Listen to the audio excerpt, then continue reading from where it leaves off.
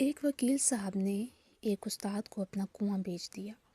2 دن بعد وکیل صاحب استاد کے پاس آئے اور کہنے لگے، معلم صاحب، میں نے آپ کو کنواں بیچا ہے، اس کا پانی نہیں۔ اگر پانی استعمال کریں گے تو اس کے پیسے الگ سے دینے ہوں گے۔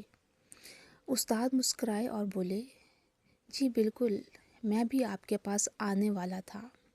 کہنا یہ تھا کہ آپ اپنا پانی میرے کنویں سے نکال لیں، نہیں تو کل سے کرایہ بھرنا پڑے گا۔ یہ سن کر وکیل گھبرا گئے اور بولے، اجی میں تو مذاق کر رہا تھا۔ استاد نے ہنستے ہوئے جواب دیا، وکیل صاحب، آپ جیسے ہی ہمارے پاس پڑھ کر وکیل بنے ہیں۔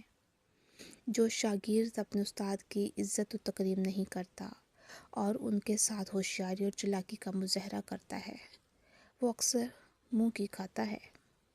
اگر یہ تحریر پسند آئی ہو تو اسے لائک اور کمنٹ کریں اور دوستوں سے شیئر کرنا بالکل نہ بھولیں۔